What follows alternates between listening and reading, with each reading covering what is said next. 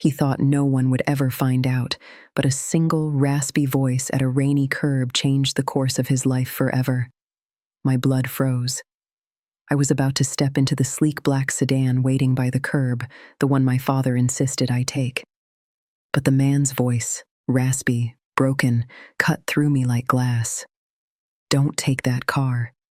His eyes, bloodshot yet sharp, bored into mine. I didn't argue. Instinct told me not to. I turned, walked past the car and hailed a cab instead. Minutes later, I learned why. Elias grew up in a house where silence carried more weight than words. His parents, smiling in public, ruthless in private, taught him early. Appearances were everything.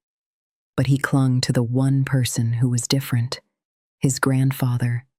With him, Elias wasn't a pawn. He was his heir, his confidant, his chosen one. His grandfather told him once, "The wolves will smile when they strip you bare. Learn to smile sharper." Elias didn't understand then, but he does now. When he turned 25, the shift began. His father's gaze lingered too long on his accounts. His mother's voice softened with a rehearsed pity when she asked about his future. And then, little slips, a missing signature here, a rewritten contract there. His inheritance slowly siphoned into shadows he couldn't trace. Elias searched quietly, patiently, and then he saw it. A trust fund under his name emptied, not by strangers, but by his parents. The betrayal wasn't a dagger in the dark. It was a steady, methodical bleed. They hadn't just stolen money, they'd stolen the future his grandfather had carved for him. Elias didn't rage. Rage is loud. Rage makes mistakes. Instead, he remembered his grandfather's lesson: smile sharper. He played the beautiful child. He laughed at his father's hollow jokes. He let his mother fuss over ties and shoes. But behind the mask, he gathered every weapon they'd handed him: documents, signatures, secret recordings of whispered deals. Piece by piece, he built his arsenal, and then he waited for the will reading. The will was the stage.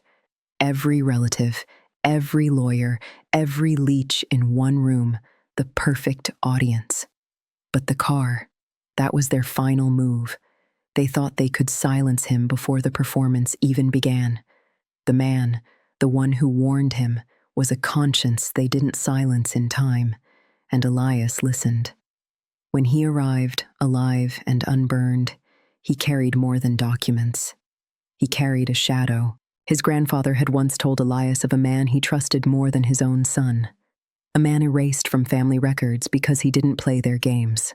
A man Elias found years later, forgotten, living on the streets. He was the one who stopped him at the car. And now, he walked behind Elias into the room. The lawyer cleared his throat. "We will begin." His parents sat polished and composed until they saw him. Their faces drained of color. His mother clutched the table. His father's jaw slackened because behind Elias stood the man they had betrayed decades ago. The brother Elias's grandfather had never truly disowned. The man who held the original will. Elias placed his folder on the table, his voice calm. "Before we proceed, there are corrections." The room stiffened. Gasps circled like vultures. One by one, Elias laid out their sins: the siphoned funds, the forged contracts, the recordings, and finally, the will they never knew existed, naming him sole heir with his long-lost uncle as executive. His father tried to speak, his voice cracked. His mother sobbed, but the lawyer's gavel was merciless. All assets revert. Fraud nullifies any claim. They collapsed under the weight of their own undoing. Elias didn't smile. Not yet. As the meeting dissolved into whispers, he stood. The man behind him placed a hand on Elias's shoulder. It was steady, grounding. Justice wasn't loud. It was the silence after. The silence where his parents' empire crumbled, where their legacy bled out on polished marble floors. Elias had taken back what was his, not with fire, not with fury, but with precision. As he walked out, he finally allowed himself a breath.